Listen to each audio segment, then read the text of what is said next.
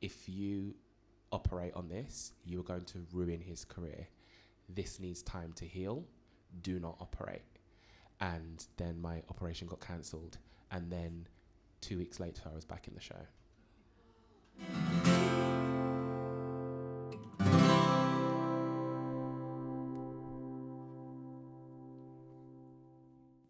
Hi, everyone. This is Tosh, everyone. And we met at Regent's Park. We did. At the Open Air Theatre. And don't really know each other all that well, but every time we speak, I'm like, oh my God, I love you. Yeah. And then we worked together towards the end of last year on a workshop of a Macbeth musical. And we played Macbeth and Lady Macbeth. And I will say you were a wonderful Lady Macbeth. But it was so cool. They had this sort of vision of Macbeth of being like a really cool like sex god. And well, what can I Apparently say? So. But they had this. They sort of talked about him coming up out of the stage at the beginning of the show, looking like Stormzy coming out. Yeah, that was it was such a great, and the way. It was such a great concept. The way that I was looking at you in that first song that came. I wish we could still play some. Yeah. But this is the thing. We can't. We'll get like arrested and things. NDAs, but it was so good. It was such a good idea. It really was, and how it all put together. And like actually, when you look at Macbeth, it kind of does lend itself to being a musical. A lot of the Shakespeare stuff lends itself. I mean, we've got shows that do that anyway. But it was really good. Yeah, it was a good one. Hopefully, and Lucie it'll see sang the light her of day. face off. I tried. Yeah, you did that. I tried. Yeah, you did that. You did too. I tried. Sometimes succeeded. So we're going to go right back to the beginning. Yes. I want to talk about Little Tosh. Yeah. So you're from Southeast London. I am. Yeah, and your parents, you are Jamaican Nigerian? Half Jamaican, half Nigerian. Which side was which? So my mum's Jamaican. Okay. And my dad was Nigerian. Nigerian, Yeah. okay.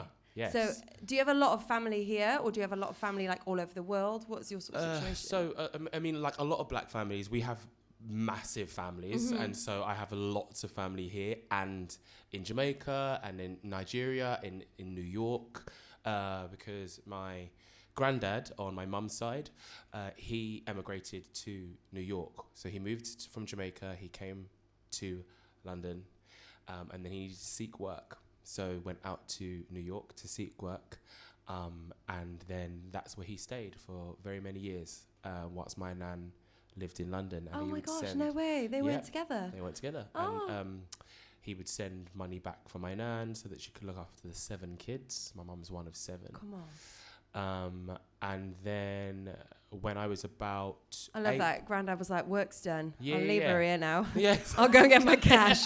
So long.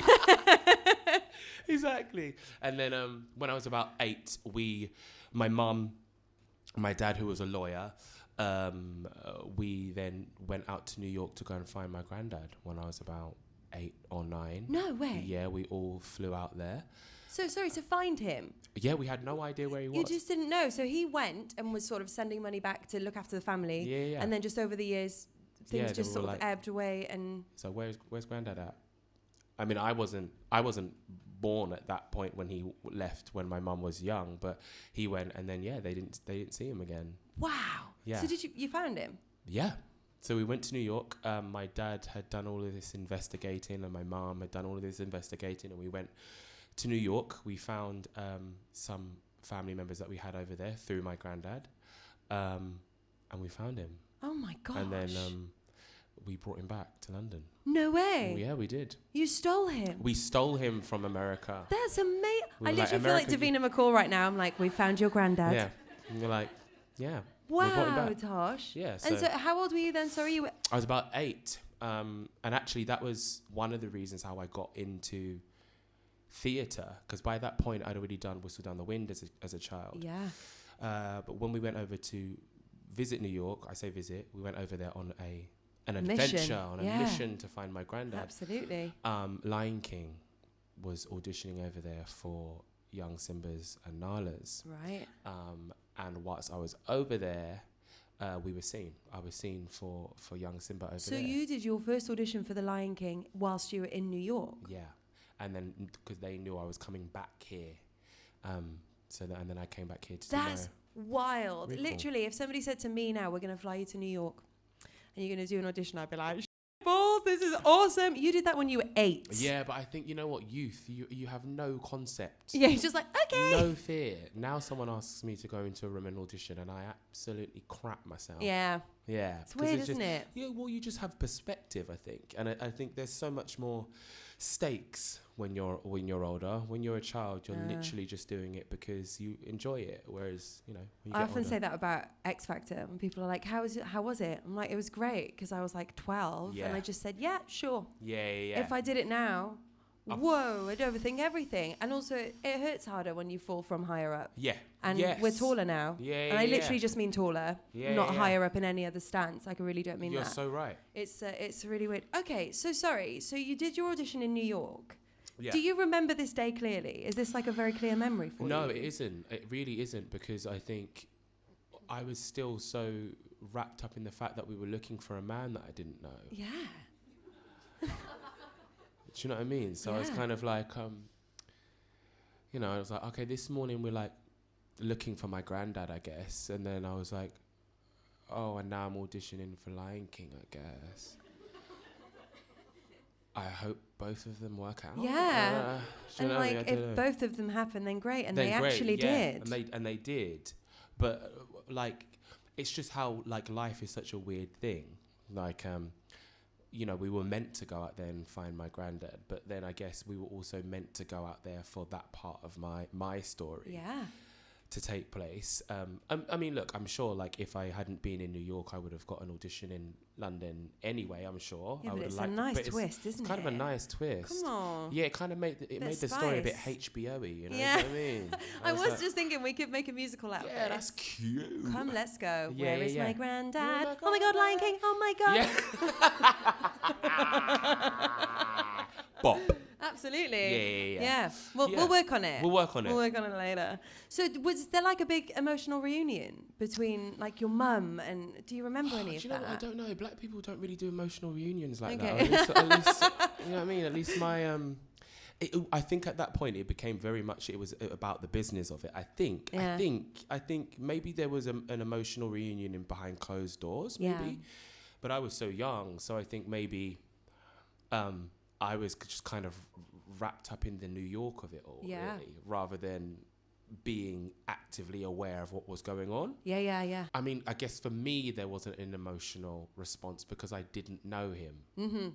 So there was, I wasn't really able to quantify. But also you were 8. And I was 8, so I was just like, hey, I'm in in New York. And was. like, I'm getting like to eat burgers and stuff. Yeah. I don't know, like it was We're great. in an iHeart New York. Yeah, I was like, this is great. So yeah, but I think, you know, for my mum, it definitely was.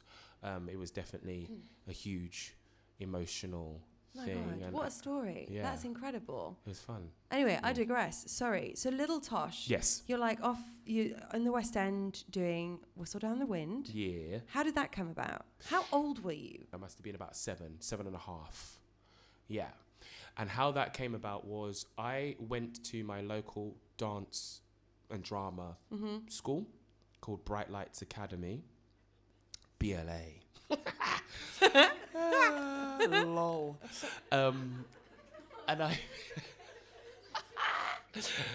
And I went there, and at this point we'd never like really, the whole auditioning thing wasn't really a thing. Like, I just kind of went to dance school, liked it. I was artsy. I loved singing. I'd always loved singing. So we, you know, like a lot of kids do. I went to it was like a Saturday school, but it was a Saturday school that then grew, so it did time during the week as well. Oh right. And then obviously I was like, more dance, more singing. Absolutely, sign me up. So I was doing it all the time. And then at the time, a scout. There was one day that we were doing like some kind of performance, as you do, and there was a scout from the really useful group looking for, that's Lloyd Webber's company. that's Lloyd Tracy. Webber's, for kids to be in Whistle Down the Wind, and I got asked, they saw me there and I got asked to audition like in a couple of weeks from that date. And they asked my parents if I could go, and my parents have always been very supportive, so they were like, yeah, go, if you want to do it, let's do it. Cute. And I remember I sang an All Saints song. Perfect for Whistle Down the Never, Wind. ever had it feel so So low. when Yeah, you gonna take me out of this black hole? Yeah, I sang that.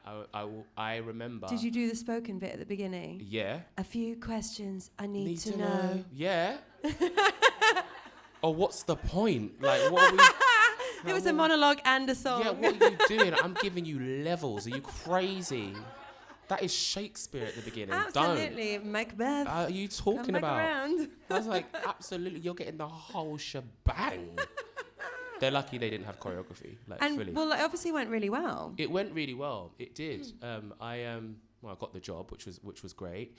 And that was my first like professional experience. And then from that, we were approached by Sylvia Young to go onto their agency, and then that's how it kind of all snowballed into something else. And then everything goes from there. Yeah. And so in your house growing up with your mum and dad, you said your dad was a lawyer. Yeah. And what did your mum do when you were So my mum was a model. Ah, come through. She was a model and she was a hairstylist. She and Naomi Campbell were quite close when Naomi was just starting out. And so my mum was very much in that world, but she was also very much in the world of clubs and like club dancers and stuff. And so my mum was always really creative. She was a performer. Yeah, I definitely get that from her for sure. And so my dad was criminal law. Wow. And yeah, my mum was, and how they met is my mum was his secretary.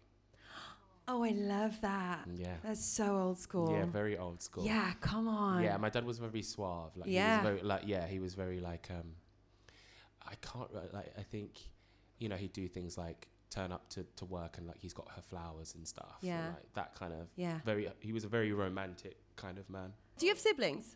I do. So I have, there are 7 of us. Wow. The Von Trapps. Yeah, there are 7 of us, but some of those are stepbrothers and stepsisters, but we don't really do the whole stepbrother, stepsister thing. We're just like, that's your brother, that's in your the sister. club, like, we all fam. We're all fam.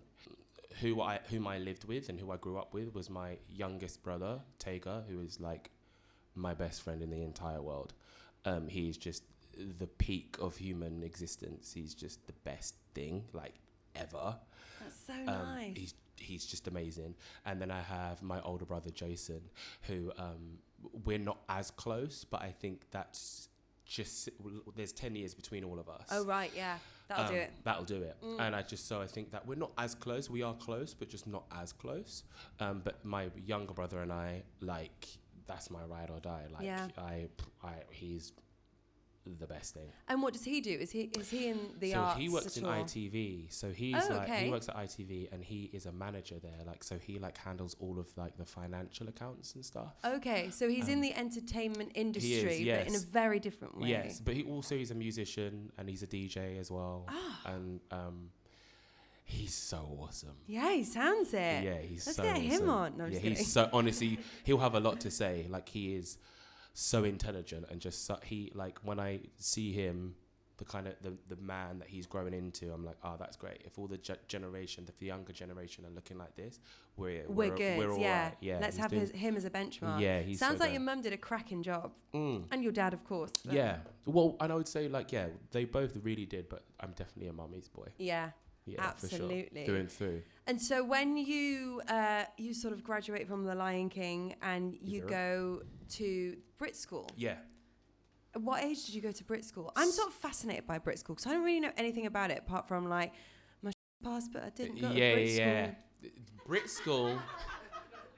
BRIT School is without sounding like really like, for lack of a better term, wanky. BRIT School is it's a magical place. Yeah. It's a magical place. So I went there at 16. Okay. And before then, I'd gone to just a normal school, Cooper's Technology College. Went there. It was very normal. What I did was alien to everyone. Were you doing things outside of school, like keeping all your of my hobby stuff was alive? Outside of school. Were you working professionally then? Yeah. Oh my gosh. So I would do things like, on a Monday I'd go to school, do school, leave there, get picked up by a car, go and do Lion King, come back. Oh, so you were in the Lion King and like through those teenage Oh years? yeah, because I was tiny. Oh little Tosh was tiny Tosh. Tiny. Like puberty came like later on. Yeah. Like I was taking sucker punches from puberty. Oh, I just can't wait. Yeah. It was crazy. Like there was at one point where I remember it specifically. I must have been about, I want to say 13, 14, and Mufasa picked me up and my feet were still on the floor. They just dangling. Yeah. They were, and I remember the team being like, yeah, maybe it's time you need to go. It's time. It's time. It's really hard that for boys, isn't it? I've done a couple of shows now with younger sort of guys in the cast. Yeah. And just all of a sudden, it's like their whole identity and what they do, and they think it's the end of the world. Yeah. Because they can't see like how their voice will change and grow. They'll just see it as leaving. Mm-hmm. What they've had is leaving. Mm-hmm. That must have been really difficult because you've been doing it for years. Yeah, it was weird. It wasn't difficult for me. I think when my voice started to change, I've always really liked change. I've always change has always excited me. I think whether it's because we moved a lot when I was younger, so you know our where we lived was never a solid place in that it wasn't. We never got too attached to any one thing. That's pretty good. And so it was because we moved so much and life changed so much. As a result, as a child, I didn't learn to hold on to things too tightly. So something changing didn't feel like a bad thing. It just felt like a transition. I love that. That's such a nice way of looking at it, because I have literally seen little boys like, my life is over. Yeah. And I'm like, no, you'll grow. And then you'll be able to do what these guys do. Look at the older guys. And I think also because, especially, young actors or child actors, male, especially with the male singing voice, there is this kind of concentration on its remaining high.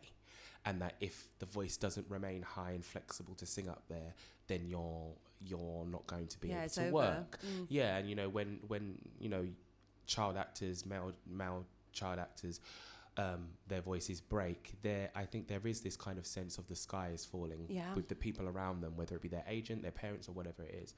But I was lucky; that never really occurred to me. I was just kind of like, okay. So you were doing this when you were 16, so you would literally be going from, slightly younger, from high school to go and do a show at night, and then you'd come back. And was everyone unfazed because it was just a normal school? Were you just the Lion King boy? Yeah, it was weird. One, I didn't talk about it very much. Okay. God, I would have. Yeah, I didn't. You wouldn't have been able to shut me up. I didn't. It was so odd. I loved the fact that at school I could just be Tosh. Mm-hmm. Whereas outside of school, I felt like maybe subconsciously my identity was my successes in what I was doing. As a child, when everyone's telling you you're amazing because you're in Whistle Down the Wind, or you're amazing because you're in Lion King, or you're amazing because you're in this film, or you're amazing because you did this, you can start to feel that you're not amazing because of who you are. Because of who you are. Whereas at school, I became Tosh is amazing because he can run really fast. Or, Tosh is really amazing because he's really good at English and writing stories, or whatever that is. And that, for me, that meant more because it was something that was a quiet success, whereas the others were so loud. And so at school, I was able to be quietly myself. Do you think you're like that now? I think I definitely take solace in being quietly myself. Yes. I think I've been really blessed that I've had so far such an amazing career and I've had so many amazing opportunities that I think taking the opportunity to be quietly myself feels like a luxury. Yeah. Yeah, we could definitely all do a little bit more of that. I think it's just it's nice. Well, because I think also what we do can become so much. It can just become so much noise and so much expectation and versus what you want, and a lot of it is about what other people want for you. Yeah, and particularly when you start so young. Yeah. So like all these ideas of like, oh, we could do this. Like an agent might be saying to your mum and dad, oh, we've got this idea or this idea. Sure. And they go, oh, we didn't know that. We're like, what do you think? And you're like, yeah, cool, let's do the thing. Yeah. And then that sort of perpetuates. Yeah. And you feel, you know, when you're a child, you can feel your parents' desire, want for you to do well. But you can also feel their fear of what if it doesn't happen. Mm-hmm. You can feel it and that's not their fault. It's human. They're probably feeling it like, what if it doesn't go the way that he wants it to go and his heart's broken? Yeah, and they don't want to see you heartbroken. Yeah. And for my mum, she had a very hands-on knowledge of what that looks like, and she knew that from experience. So I think, you know, but yeah, I think definitely at school there was a separation between the two things. Work was work outside, and when I was in school, I got to be a kid and got to do kid stuff. Yeah. And that felt like the best thing. And then you went to BRIT School. And then I went to BRIT School. Which is a magical place. Which is a magical place. In London. No one down with toys in a million all under one roof. It's tall, Toys R Us. Yeah, nice. BRIT School. Yeah. That's it. Mm-hmm. Bop number 2. Yeah. Mm-hmm. We're writing a whole musical tonight, folks. So sorry, you went to BRIT School. Yeah. And then you come out and you do a number of tours. But what I really want to talk to you about is your first job back in the West End, which was the Book of Mormon. It was. And as a young lad who grew up in the church, what? And you were not only did you do Book of Mormon, you were in the original cast when people were like, either this is the best thing ever, or they were completely outraged by it. Yeah. What was that like? Because you like growing up in a church, and yes, you've been in the theatre since you were a kid, and you are who you are, and you're spunky, and you're funny, and you're quick, and maybe you don't go to church all the time anymore, but that's instilled in you from a small person. It was interesting because I remember whilst we were auditioning for Book of Mormon, I remember people actually pulling out whilst we were auditioning when they were reading the material. Wow. Because of religious beliefs and whatnot, and fine. Mm-hmm. I also remember when people were then offered the job, removing themselves. Really? Even at that late stage? Yeah. And I do remember being like, man, a lot of the Christians are pulling out. Should I be pulling out? Yeah. Because I was like, this is wild. But I was always kind of like, you know, whatever your beliefs are, as an actor, you need to be able to remove a part of yourself from that. And there also is something powerful in you just existing in that space when you have certain beliefs. I mean, it was a bit different for me. My whole ethos, my whole kind of like thought on it was just that it's a show. It is what it is. It's fine. And not getting too deep, I guess my thing is religion is one thing and faith is another thing. And so, and I veer away from religion because I think organized religion back into faith. Yeah, I think that's a different thing. And I go into like what I have a faith in, and that's something completely different. And we could talk for hours on that. Oh God, yeah. But we shan't. But yeah, that was Book of Mormon. The experience there was crazy. Like I remember there was in the original script, I don't know if it's the same now because I know that they've made some changes. There's a scene where one of the characters says, "Oh, like the Chinese," and I remember looking out. Yeah, I remember this.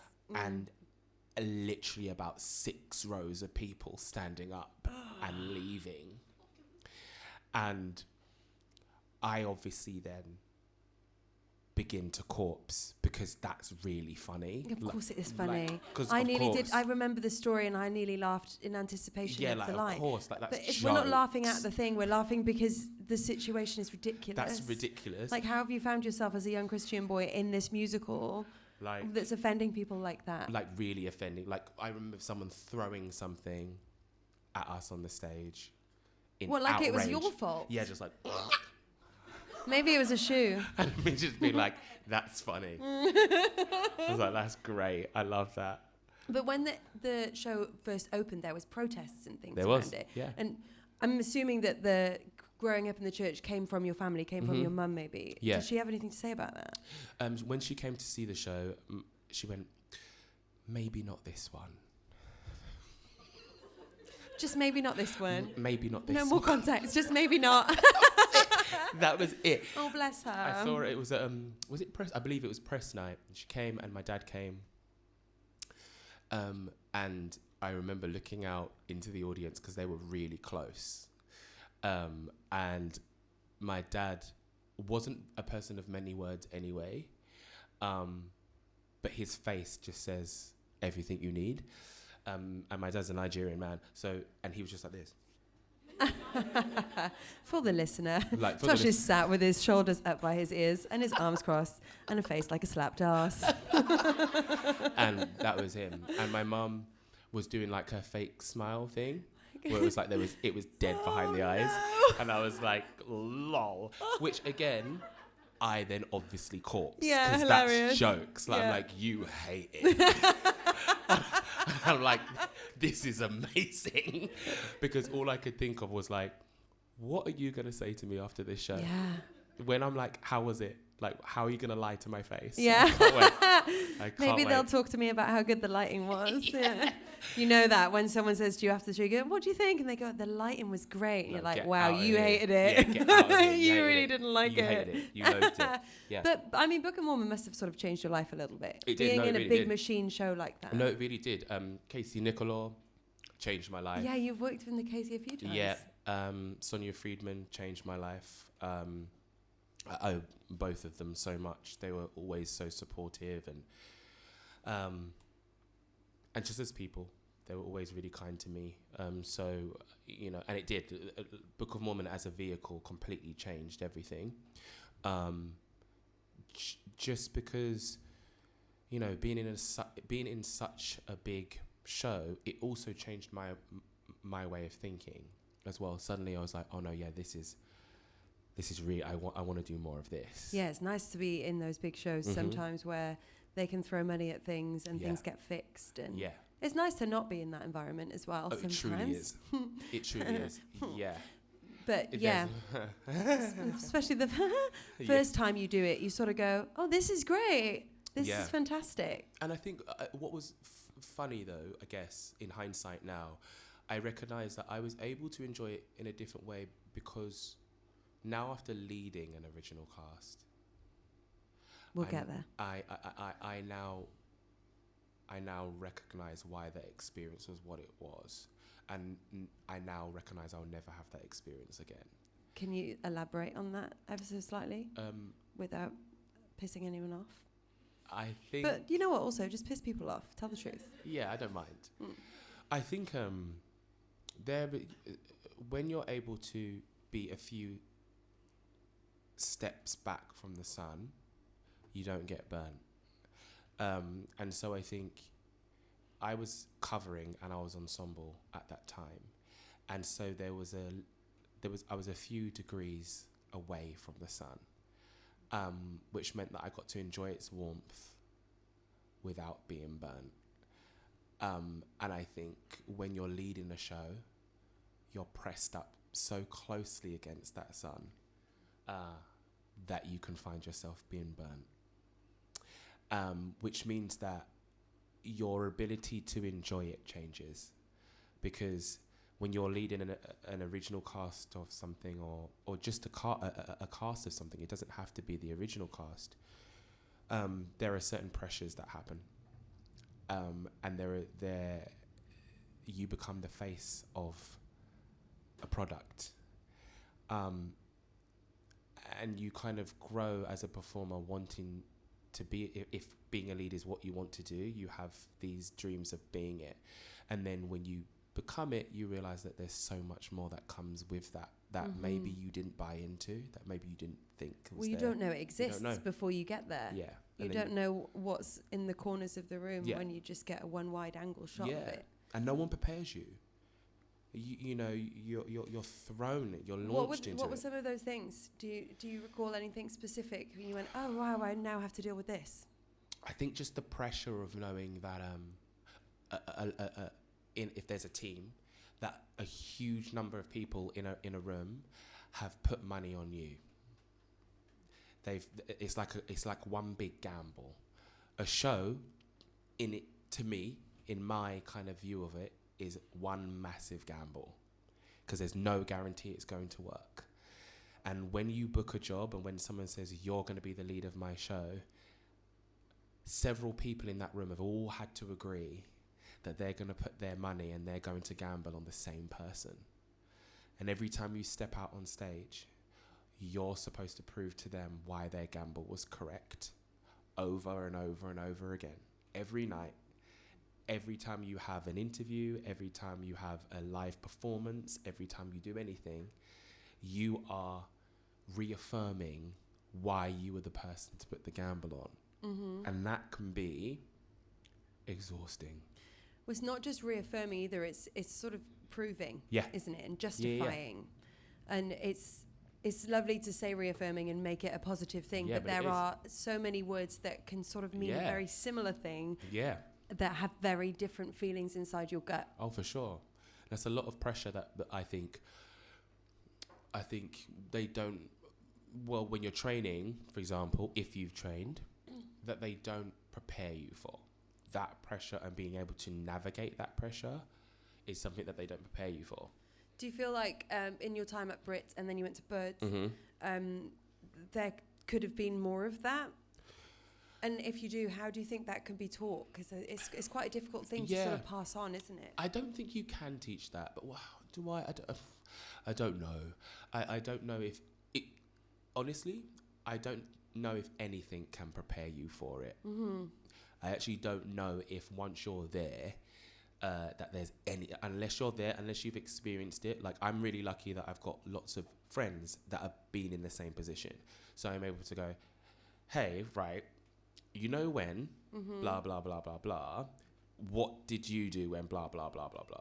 And I'm so blessed that I have a circle of people that I can reach out and do that with, but they're only able to do it because they've experienced it. So I feel like it's something that you kind of have to experience, and I think until you've experienced it, you don't actually know how wild it is. Yeah, I always say it's like, you know, when you're in line for a roller coaster and you stand in the line for maybe like 2 hours and you see it go so many times and you think, wow, that's fast.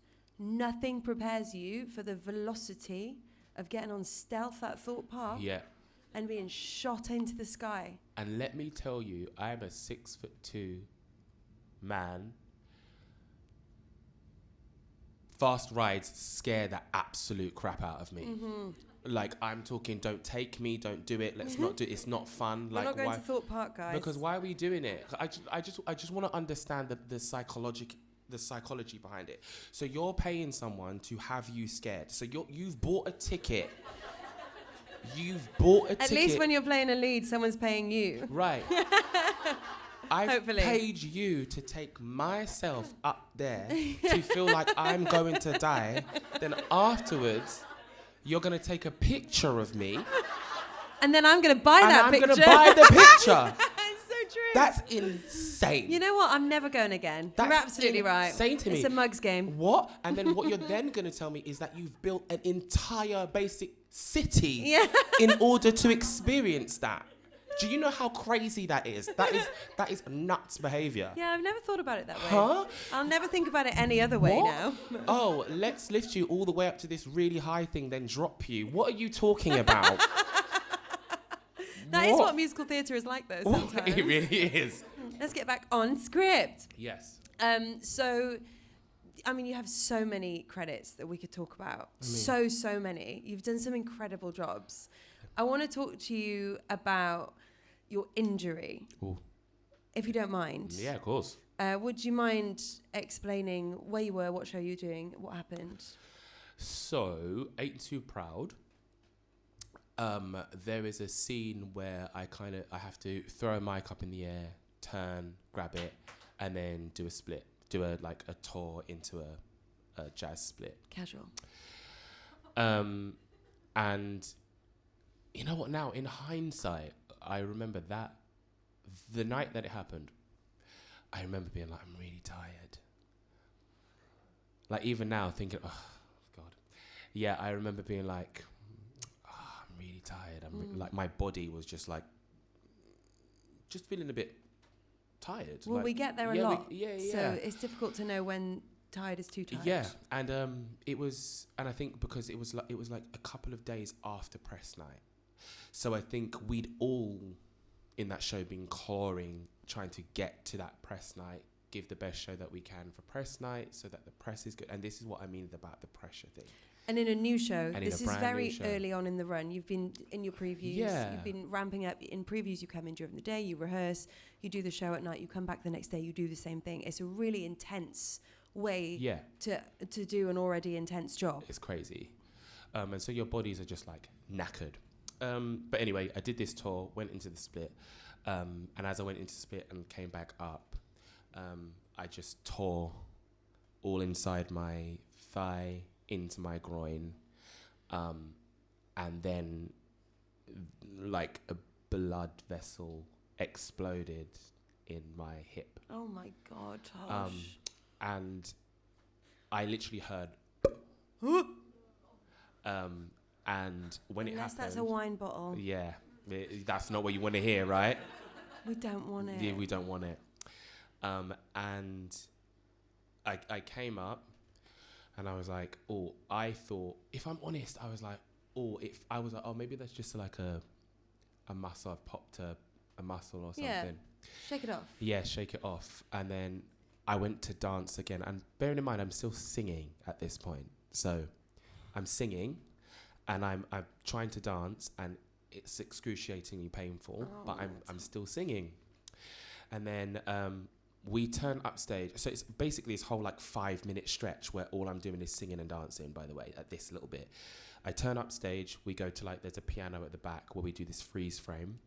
And my castmates, Mitch, looks over at me and he looks at me and I can tell from his face that my face doesn't look right. Like something in my face is, and I said to Mitch, something's wrong. And I didn't know how else to like say it. I just went, something's wrong. And he looked at me, his face went white as a sheet. And then the music starts and I have to turn around to dance. And as I went to dance again, because I was just trying to power through, I was like, I have to get through this show. As I went to power through, like this wave of pain was so intense that I was going to pass out. Tosh. I was going to pass out. So I kind of, it's funny now in hindsight, but I kind of like... Yes, it's hilarious. Look at us all laughing. I jigged off stage and then crashed out and then was just screaming in the wing because then the adrenaline leaves your left body. My body and the pain hit me and I was just screaming. I've never felt pain like it.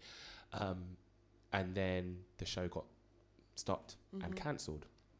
So then the pressure, I was like, because of me, the show's cancelled.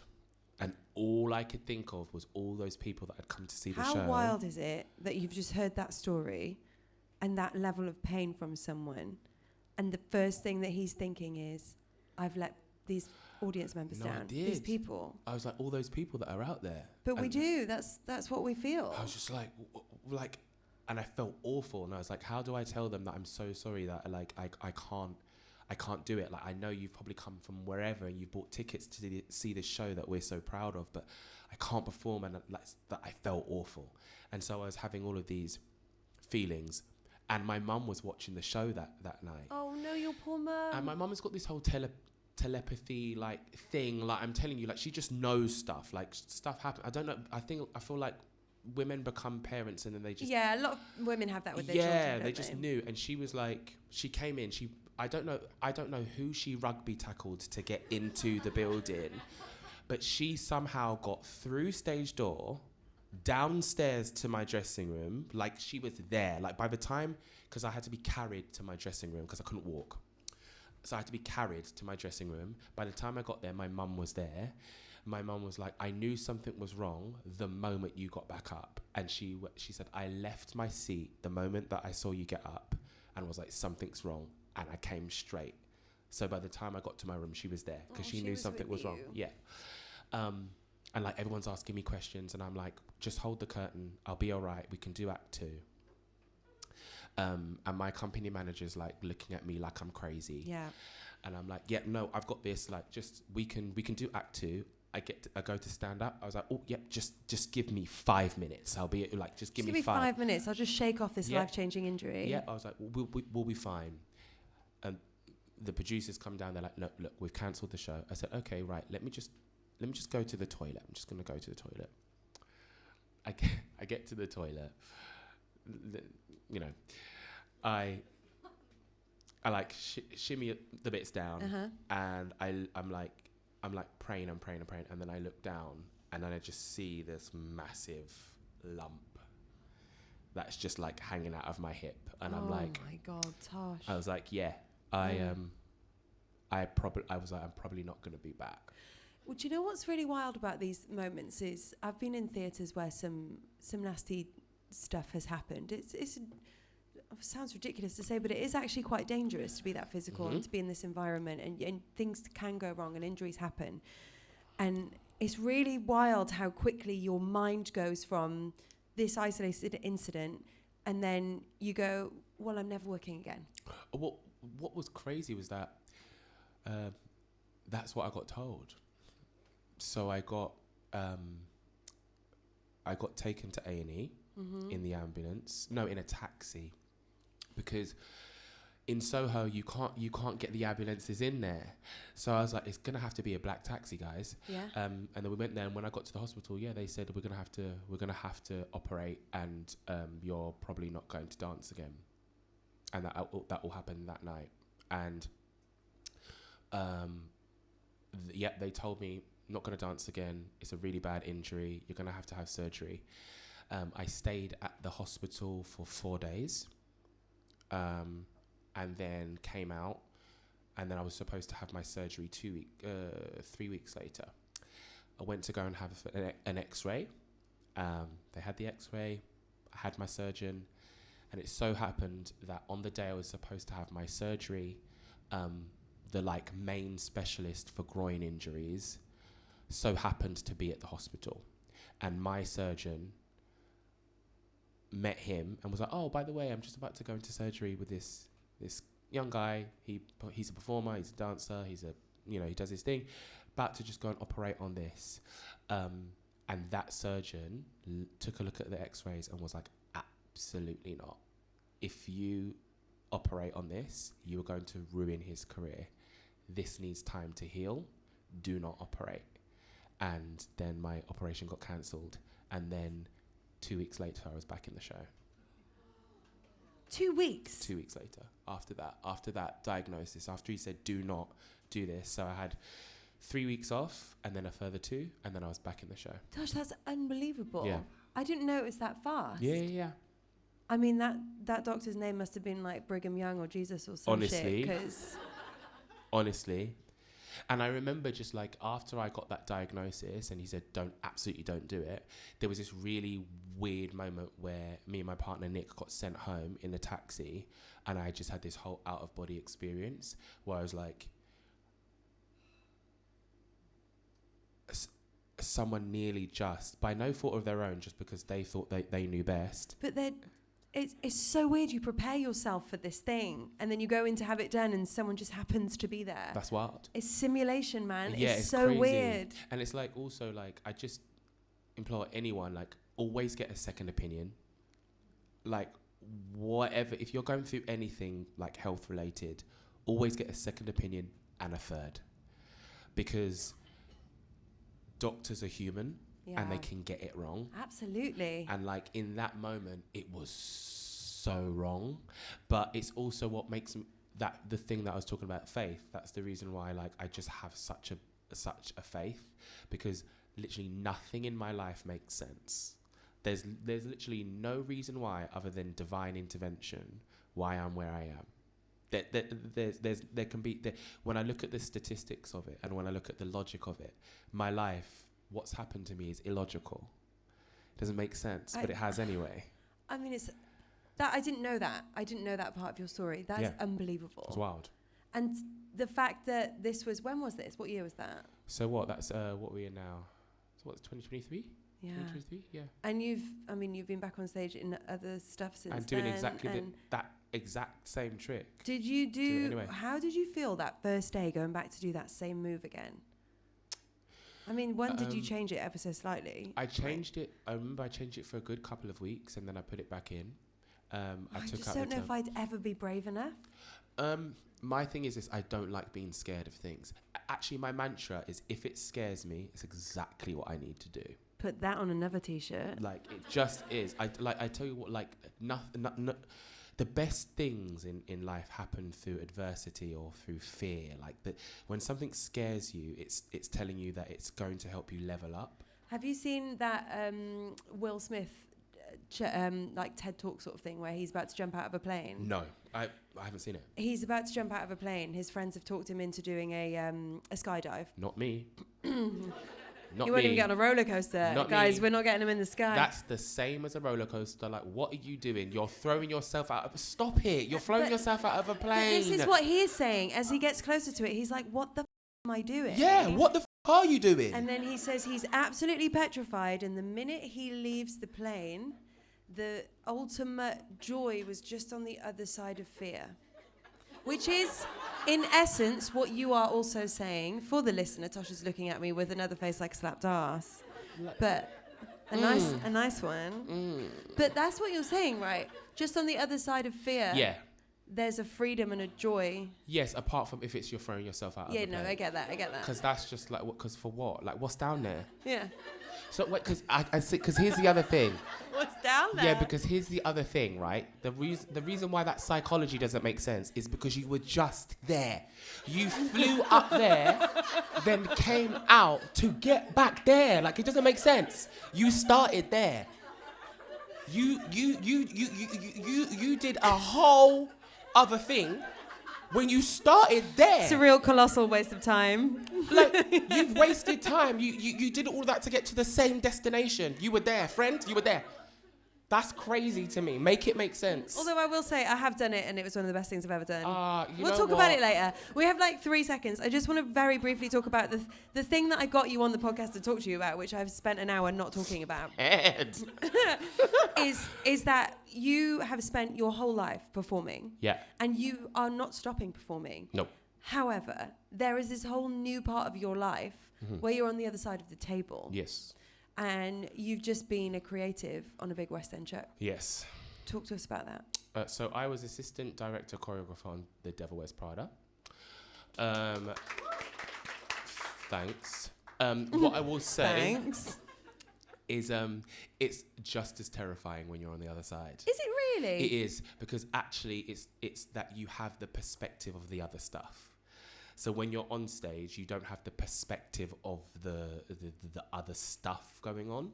And then when you're on the other side of the table, you're seeing all of the things. The curtain is lifted, as it were. The curtains are drawn.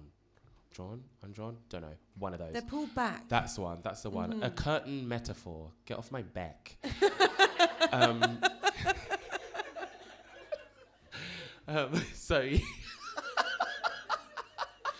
So it's just as scary, maybe scarier, because you've got the figures, you know what's gone into everything, you know the arguments that have had behind the scenes and all of the other decisions that have had to be made in order for the actors to get to that point. The pressure is maybe even more immense because of that. Yeah, and because you're so invested in everything as well. You're so invested in the show, in the people, and the people over at Devil Wears Prada, the cast are just so amazing. They're so great, and the team over there is so great, and Jerry Mitchell's so great, and like the whole experience was amazing. I couldn't have asked for a better kind of maiden voyage into that world. But it's long hours. That I tell you what, when you are on the other side of that table, when you're a cast member, you work 10 till 6, and then maybe like you'll do some of your work afterwards if you're like learning script or stuff. But when you're on the creative team, your work doesn't stop. You start at 8 a.m. and you finish at 12. Like, it becomes all encompassing. So why do it? Because I love it. Yeah. I love it, and I just love all aspects of entertainment, and specifically theatre. Like I just love it. Like I just think, like getting to tell stories and getting to make people feel something, and then being on the creative side, being able to like offer people work, like being able to say, hey, I've got this crazy idea, and putting together a group of people that are equally crazy to get it done. And I'm so lucky to be such good friends with so many talented people, like on and off the stage, and just being in the position to bring all those people together to make something magical. Like, isn't that what life's about? Like, isn't it about creating stuff that lasts beyond you? Isn't that what we all kind of want? We all kind of want to, like, I think ultimately that's what performing is. You want there to be a legacy that lasts beyond you, whether that's, I don't know, like whether that's... Well, you've done it on and off stage now, which is amazing. Yeah. And you've been an amazing person to sit opposite and talk to. Thanks, man. Thank you so much Thank for being an open book. And you're so smart, and I mean, your heart is so pure. And I love being around you. I just really quickly have to ask, if you have one moment, good, bad, ugly, what would you pinpoint as your most surreal moment in your career? Oh God. Okay. So there was this one moment. I was in Dreamgirls. I was playing Jimmy Early. There's a scene at like nearer the end of Act 2 when he's singing I want you, baby, I want you. And he then goes into the Jimmy rap. And as the rap was happening, I slowly started to realise that I'd forgotten the words, and I didn't know what was happening. But at the time, I'm having to unbutton my shirt, because the whole thing is that he takes his shirt off, but I can't remember the words, so I'm continuing to unbutton everything, and like I wasn't stopping. So then I still didn't know what the words were, so then I had to go to the trousers, and then he started to come. And babe, but for the life of me, I don't know why I didn't stop. And then I was like, and now I can't stop because I don't know what I'm saying. So then maybe I should just be... So were you making any sound? No, I was just like...